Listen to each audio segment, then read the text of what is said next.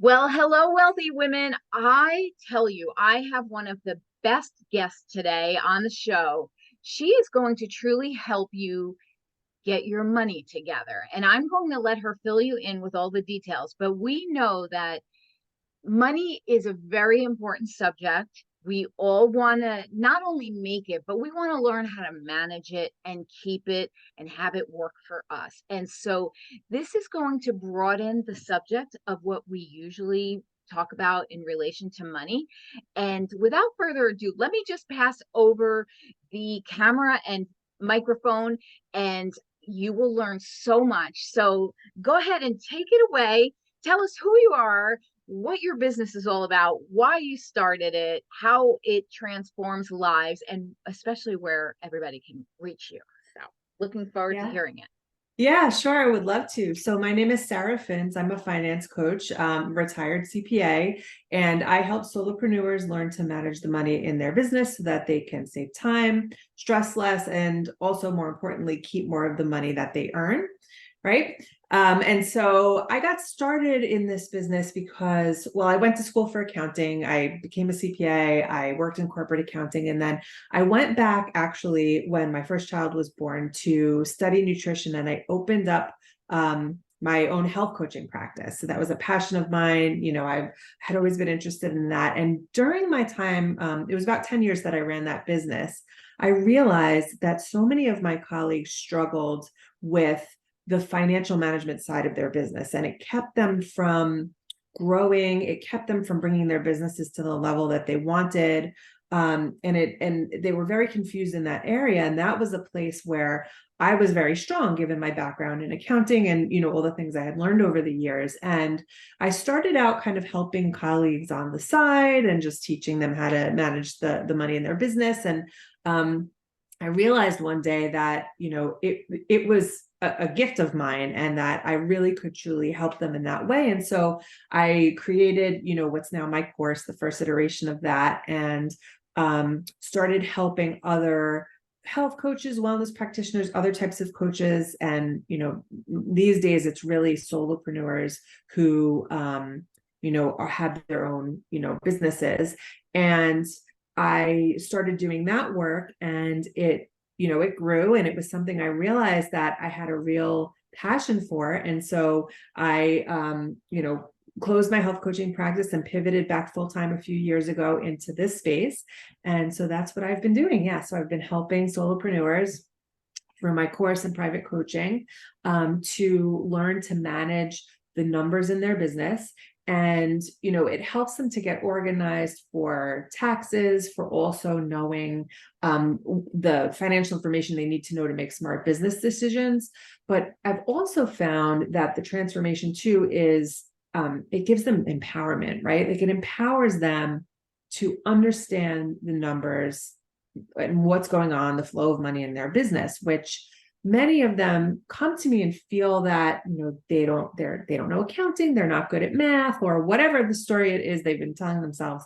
And I help equip them with the knowledge that they need to feel confident about that, and understand that they can really understand what they need to know, and use that information to grow their business. So I love this. It's so important because, you know, earning money is just one part of the puzzle, right? right. A lot of the best things to do is to learn how to keep your money. And then once you keep your money is to learn how to utilize it properly.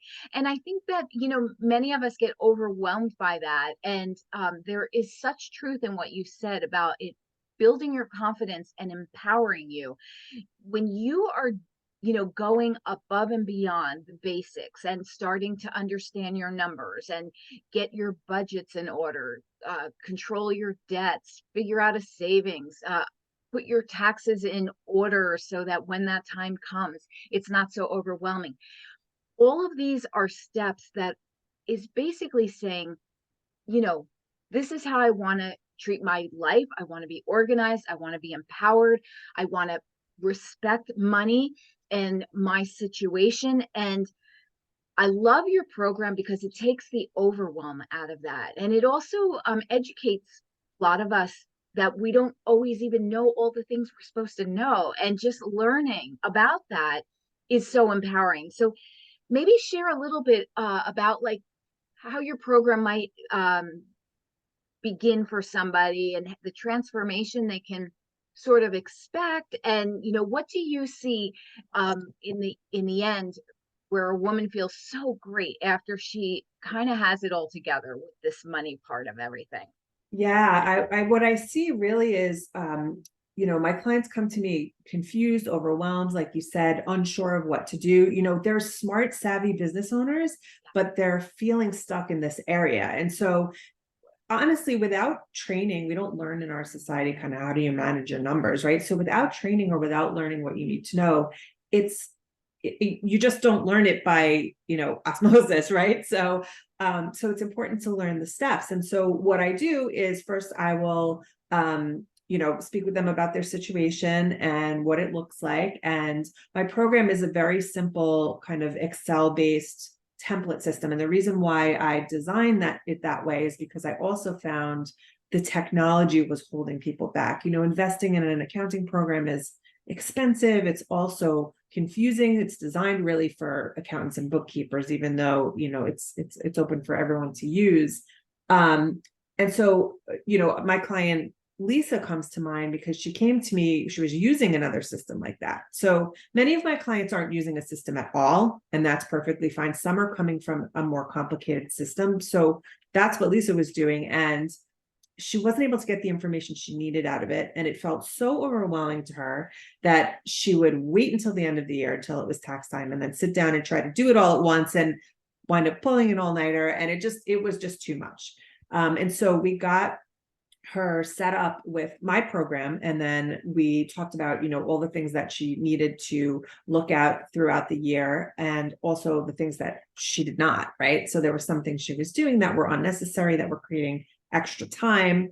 And so now fast forward two almost 3 years later, she has the numbers she needs. She knows where to find them. She knows where to pull everything out when she needs it. And the best part is that she's built it into her regular business processes. So she spends a few minutes, each week getting her information in. And then at the end of the year, she just has to kind of finalize everything. And so it's, a tremendous weight off, having a plan, knowing exactly what you need to do, and knowing that your numbers are there when you need them in real time. So that's kind of the transformation that I see in many of my clients. As they come confused, we get them set up, we figure out what they need to do, we make it part of their business and part of their what they do on a normal basis and their business processes, and then they continue on with it. So I love this. I almost think of a metaphor sort of like let's take clothing, right? We could have the most beautiful pieces of clothing, so much of it, maybe our closet is just filled to the rim, overwhelming. We don't know where to look when we need it. We have a special occasion and we're like, where is that dress or that, silk blouse? We can't find it. We get stressed out. We pull everything apart. It lays all on the floor, and it's just ridiculous. And then we finally get motivated that we're going to organize our closet, and we know it's a dread because it's probably a 3 day in front of us activity. And unfortunately we didn't learn the tool set necessarily to keep up with our clean closet. We find ourselves a couple months down the line in the same scenario with the same situation, and that we know does not feel good. It doesn't feel good. It's like a dirty car with a bunch of mess. It When there's order, there's beauty, and that is beyond your environment. This is also like your numbers, your money, and especially so. And I love that you are able to basically, you teach your clients how to consistently do, once it's all set up, they have to do just a little to maintain it, and then they'll Mhm. never get that overwhelmed. They'll be so aware. And just imagine it turns into like this most gorgeous closet with everything in its place, where everything is, a chandelier in your closet, and everything's beautiful, and it makes you feel good and confident and empowered and like you're proud. And this is what you do for women with their money scenario. And I think that analogy really is a good one, because I think we can all relate to the messy closet syndrome and how good it feels to get it in order. And money's no different. And I love that you said, the tech, tech is very confusing. and it's not user friendly. And so I love that you kind of address that, and you have a process where, people can start, they can see what's happening, they can build their confidence and stay on that path to success. And yeah, I just love everything that you said and that you're doing, because it's a lifelong habit, you know? And Absolutely. yeah, and it's one of Absolutely. the most important ones. So, um, let's see. So, where would people go to find out more about your programs and your work? Sure. Yeah, you can find me at my website, which is sarafins.com, SARAFINS. And if you put / self-paced, you can learn all about my program. But my website is the best place to find out all about me. Perfect, perfect. Okay, so now I would love to get into some success questions with you. Now, these are so great, and the whole goal here is to share your experience, how it was for you. And all of these questions will definitely become an inspiration to others. And so we'll get started with that. So are you ready? Yeah, I'm ready. Okay, let's see. So the first question I have is, what about your business journey would you change if you could, or maybe you wouldn't change anything? Oh, that's a good question. I think what I would change would be to be more accepting of mistakes sooner, right? So, now this is my second business. I've had two businesses. I've done, a pivot back into the finance space. And it, over the years, there are things that I look back on that I think to myself, if I had been willing to, try something different or make a mistake, and I wasn't kind of playing, carefully, like maybe things would have progressed faster to, where they are now, or wherever I wanted to go. So yeah, I think to not be afraid to make mistakes and potentially fail at Well, I little love that. That things. actually can lead into it. It might not be the next question, but we do talk a lot about fear and coming, getting past it. So, with what you just said, and now where you are, what would you have to say about the idea of fear, and what is your way now of accepting it and moving through it or around it or however? And Yeah, I heard a great quote years ago called, or that is, feel the fear and do it anyway, right? And I don't know if you've heard that, but I love the book. I read it a yeah. couple times. Oh yeah, I think it's yeah, by right. Susan Jeffries or something like that. It's a great book. Yeah. Yeah. And so I try to keep that as my philosophy, because I think reframing the fear as just trying something that you're not comfortable with is an easier way to kind of digest something that feels scary. And also, the feeling of fear in the body is very similar to the feeling of excitement, right? Yeah. So trying to tap into yourself and figuring out, is this something I'm afraid of? Or is this something that I'm a little bit excited about? Can I reframe that, to Yeah. help get myself to move forward and to do it? So yeah, like a lot of kind of checking in and thinking to myself, um, you know, this is the next step I need to take. Let's feel excited about it rather than trying to get stuck in the space of fear.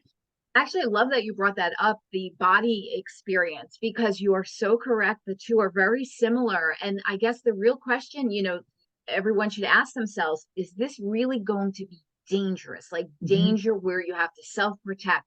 If it's not, it's leaning towards, like you said, you're just pushing your boundaries a little.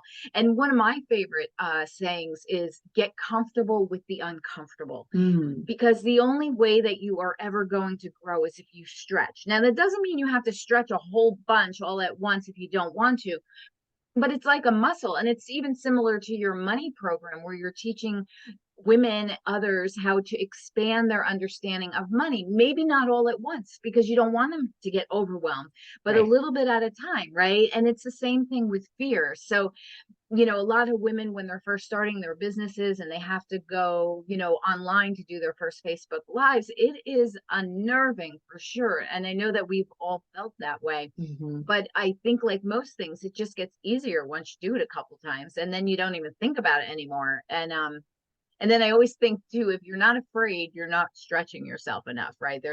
You should always be pushing a little Yes. bit forward, right? Yep. I agree.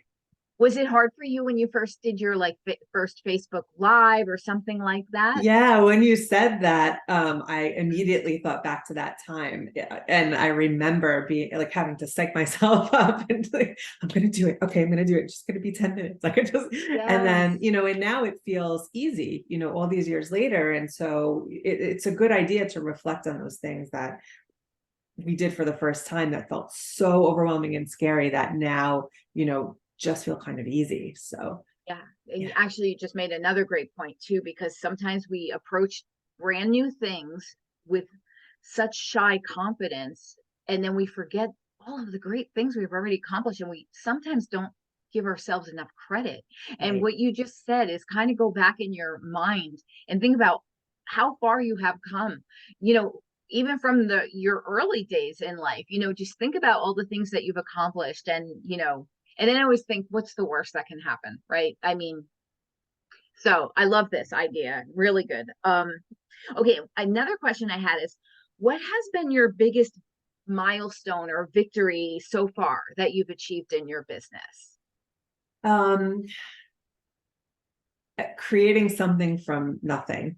I mean, to me, that feels like such a huge milestone. When I put my program together, the first iteration of it, it was super basic, and I, tweaked it and created it and built it out. And now like there's this program that, what did not exist.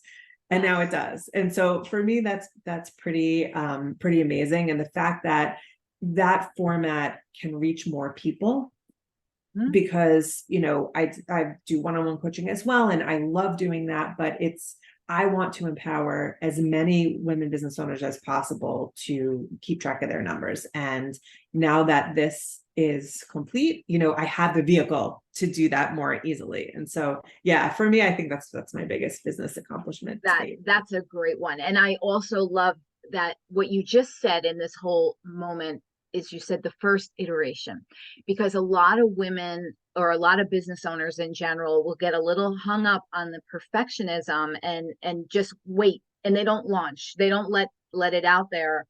How did you find that you had a little bit of that, or did you feel comfortable going Um, forward?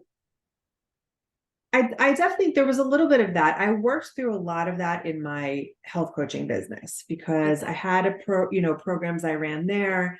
Over those years, I got really good at, progress, not perfection, and just kind Yes. of putting things out there. The other thing that's really helpful, and this is the way I looked at my Easy Business bookkeeping program, was I wanted it to be what my clients needed. And so I put together what I thought they needed, but then it was really important for me to get feedback. And so I looked at it like I have to get it out there so that people can test it and try it, in my beta offer, and let me know what they want to see improved, what they want to see changed. And so looking at it that way is helpful too. Like you want to get it out there so you can get feedback so you can make it really what it needs to be. Yes, So yes. I love that. I think isn't it isn't it Apple or Windows where they would put out the product not even perfected on purpose so that the consumers would let them know what was missing, what they liked, and rather than spend all that time in the whole like perfection moment and never launching it, get it out there, and just understand that there's going to be constant development forward, and that's how it's supposed to be, and that's actually the fun part. It's like if you're baking or cooking something, you might do your first veal parmesan or something, or chicken parmesan, and it's not so great, and then you taste it, you get right. feedback, you hear what can be better, and as the practice happens, it just keeps getting better and better. I always reference food because I have a culinary background, and I at I one point love it. wanted to be a chef. And so everything is all about food and travel with me. But okay, next question. This is a good one. How do you, what is your favorite way of being inspired? Like if you're looking for inspiration, how does that show up for you? Um, Walking in nature is really helpful for me, and kind of getting stopping the input, right? Like sometimes I'll Yeah, go for yeah. a walk, I'll listen to a podcast, or I'll read something, or I'll research something. But if I'm looking for inspiration, I have to unplug from that so that I can kind of let the inspiration come in. Also paying attention to, creating space. So for me, I'm a morning person. The morning is the time where I feel most creative. So I try to keep space open in my schedule so that I can feel inspired to write, content or whatever it is I need to feel inspired with. So those are the two things that I think work for me, I is love creating that. space and Yeah. being in nature with Yeah. just the sounds of nature, just myself. Yes. So Do you have a specific morning routine or an evening routine where you basically do the same thing every day and that just kind of grounds you in, like, even what you're saying right now about creating that space? Is it, at a certain time for a certain amount of, minutes, or how does your morning show up with a routine? yeah, I actually don't have a specific morning routine. Over the years, I've tried to cultivate it here and there, and it never quite stuck. I have two small kids, and they're teenagers, but they're still here in my house, and Yeah. they're still up early. And so I've always made a point to get up before them.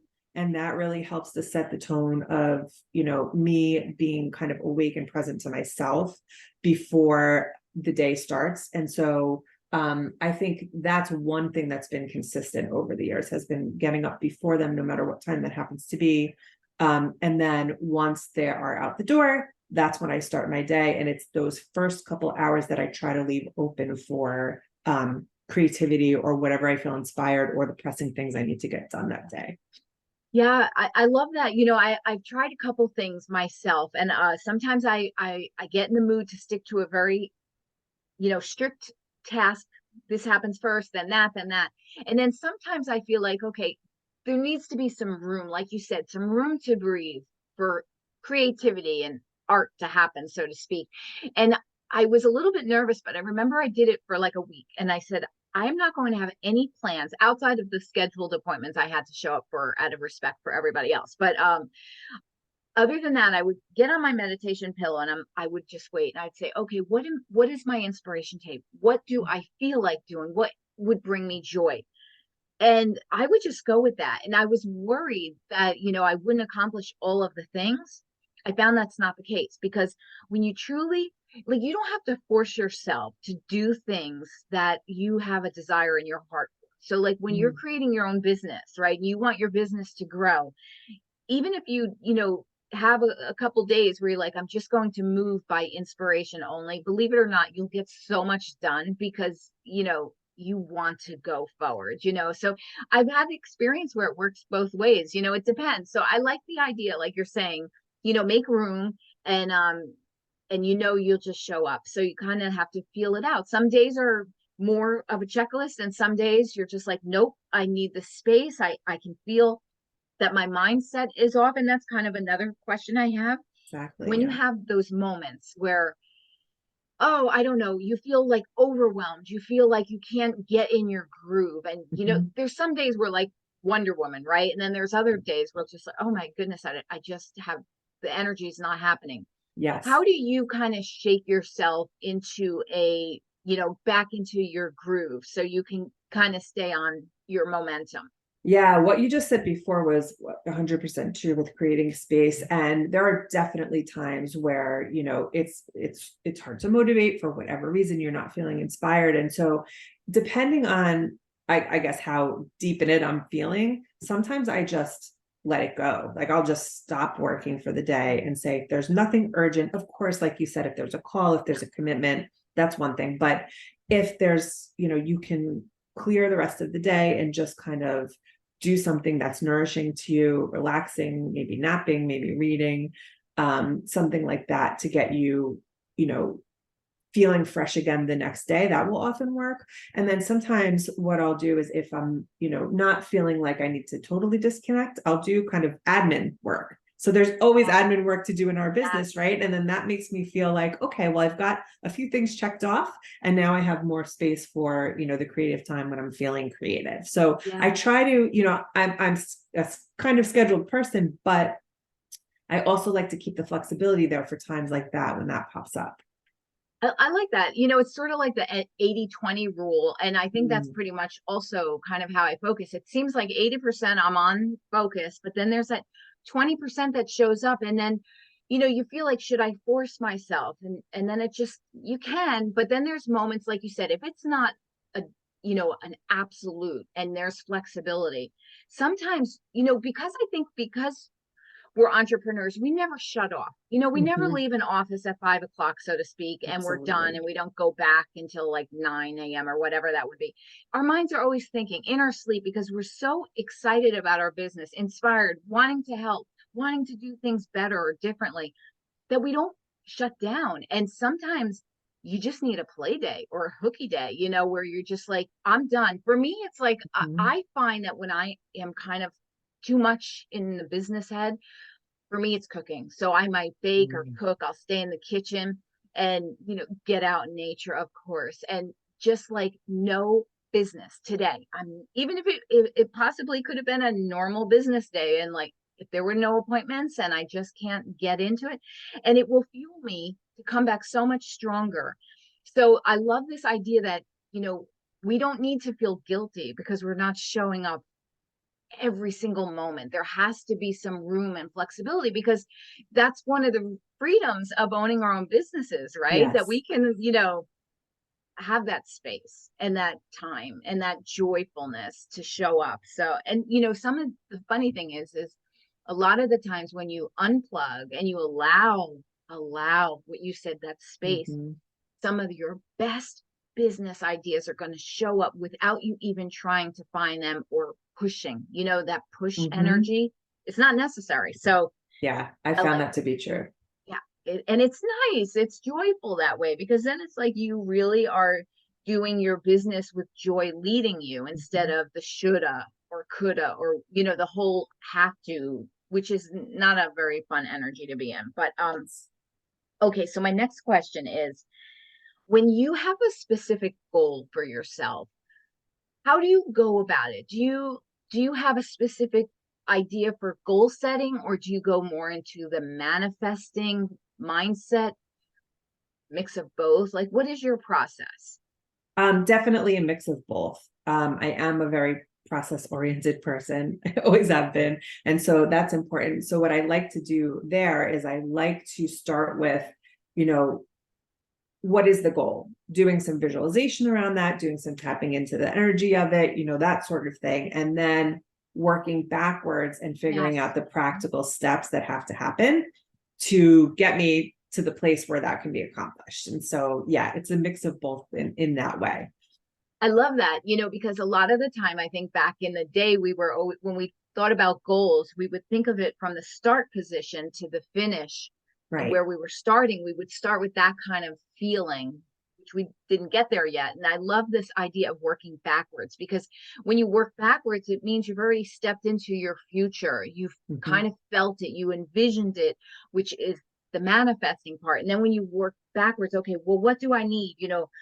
Each month or weekly or daily to finally get that, it breaks it down into simple steps that are manageable. So even if it is such a big goal, it's not, I mean, yeah, from start to finish, it's a gigantic goal. But when you break it down into all the little baby steps, it's manageable, it's possible, and you feel confident going forward. And the fact that you started with the end in mind, and you work backwards, you have that confidence that you'll know you get there because you've already envisioned it. And so I always believe, if you have the desire in your heart and you can envision it, then it's meant for you and it will happen, because you can connect it to that possibility. So I love this stuff. I love mindset stuff. And, we probably have both been blessed to have coaches that have helped us, or resources.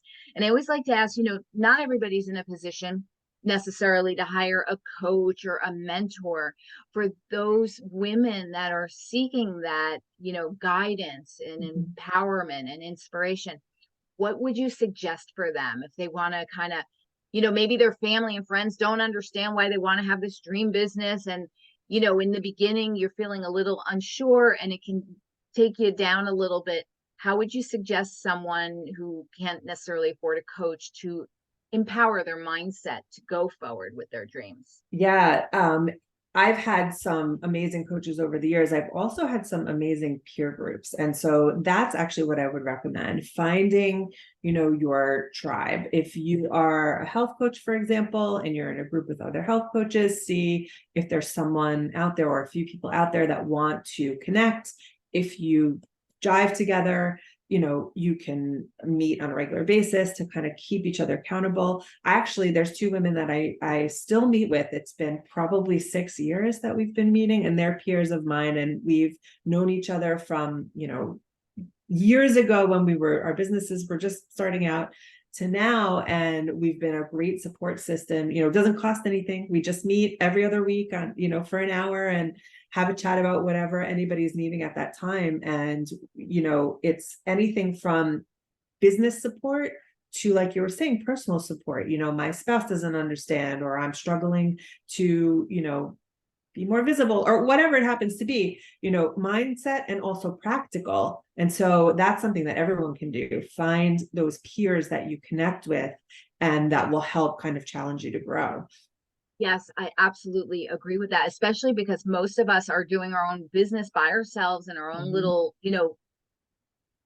place in our home where we don't have, that connection with others. So having those groups, online groups, it doesn't matter, Zoom groups, and then in your downtime, I always suggest, watch some YouTube videos on Mm, how to grow your business, read some inspirational books, and just make sure you're always like surrounded by that uplifting message, yes. because it's so important in the beginning, especially when someone is brand new and they don't necessarily have the whole clear picture of how their business is supposed to develop and what it's supposed to go into.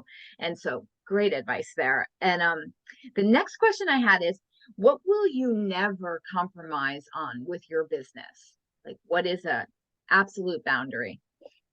I mean, integrity, right, is the number one thing. I support solopreneurs in learning to manage their business finances, and often people will ask me for, very specific tax advice, or something that crosses in the line to legal, or whatever it happens to be. And I'm always very clear what my scope of practice is. So what can I help you with? What do I have, the knowledge to provide you, and coach you around? And then what is really just something you need to seek advice elsewhere. So just making sure that I'm, in integrity with what I'm teaching, um, and not going to a place where it might be a little gray, and that sort of thing. Yeah. Yeah. Actually, I like what you just said. I think it's helpful for some of us women that will watch this. Is you mentioned basically, if you didn't know how to help someone with something particularly that they needed, you would redirect them. And I Mhm. think sometimes as women, we just think that we're supposed to show up in every single way and put the burden and the overwhelm on Mhm. ourselves to help do everything for everybody, but you're doing yourself a disservice. And then, like you said, accidentally you might get into a gray area with the integrity out of, an innocent desire to help Yes. everybody with everything. But if it's not your wheelhouse, it's better, for you to suggest that they go to somebody else for that, and declare your boundaries. This is what I'm good at, this is what I can offer you, and give that clear scope. And stop trying to be everything to everybody. Yeah. And I think this is important what you just said. It was a little piece I grabbed, but I think it's important because many women want to they just feel responsible to do everything, and they don't Yeah, have to. absolutely. Mhm. Right. And I always think one of the best things I found, this a little bit off topic, but in the beginning of a business or even during it, it's so easy to become so overwhelmed with all the things you should be doing Mhm. and have to do, and do it this way and follow this one and the whole nine yards. And you can get lost. It's almost like Yes. a tornado, and then you don't have anything happening. And I found that the best thing is to choose one focus and create boundaries and do that one thing well. Mhm. And it's hard because sometimes we're so multi-passionate and there's all the things. I think for me, when that multi-passionate side of myself shows up, it doesn't have to be create a new program or create a new, Mhm.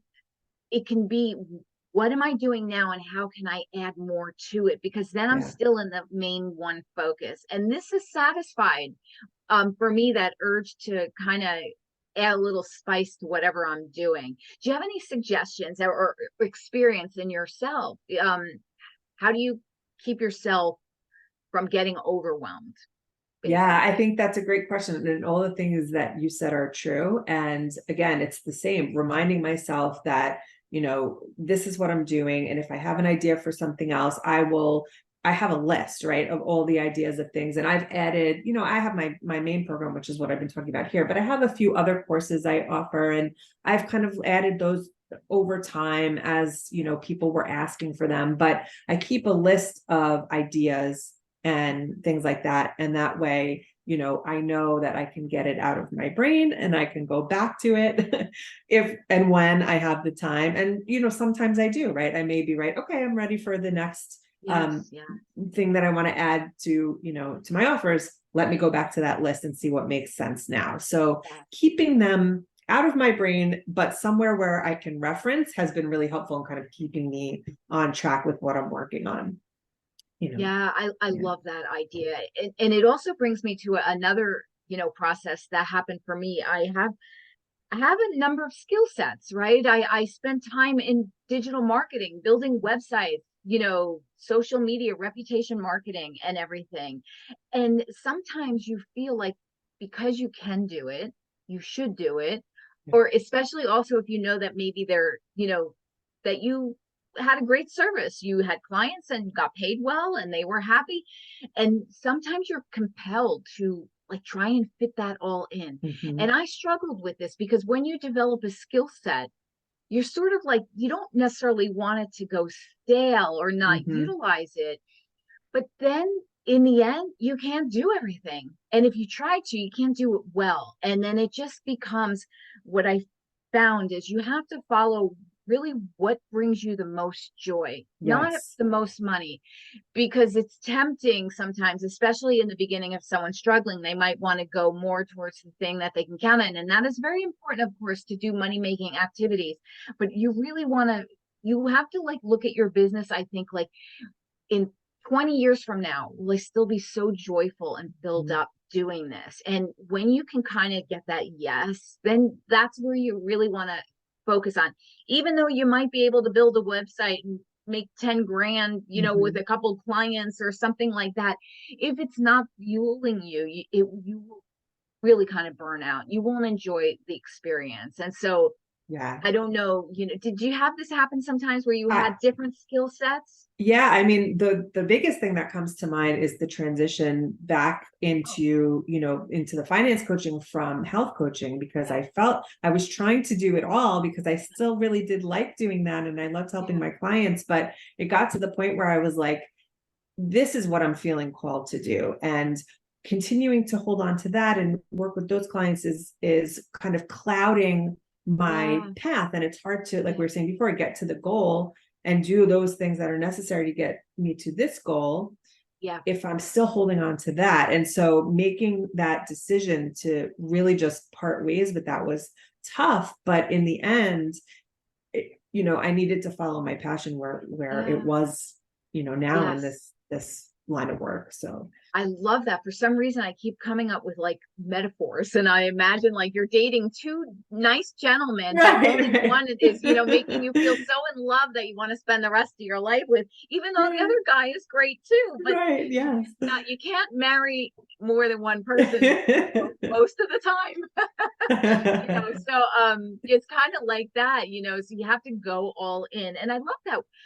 I've actually never discussed this with any on the interviews before, and I'm glad we kind of talked about it because so many entrepreneurs are so multi-passionate, have so many gifts and can do so many things and joyfully so. But Right. I think, yeah, until you really master that one main focus, then you can start to bring in a little bit. Maybe there's some overlap, but you want to Mhm. set yourself up for success, right? And in the beginning, the less overwhelm you have and the more focused and clear you can be, you're giving yourself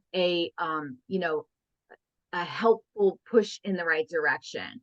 And this goes Yes. back to what we talked about, your whole work that you're doing with the money.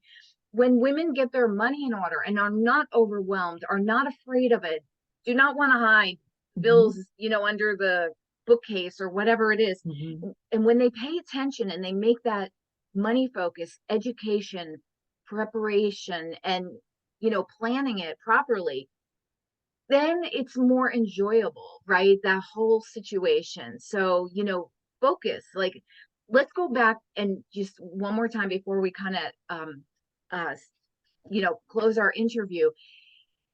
Talk about the main benefits and beautiful experience that women can experience once they get their money in order, because this is what they need to focus on, not the actual Right.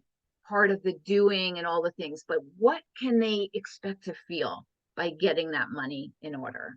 Yeah, clarity, Yeah.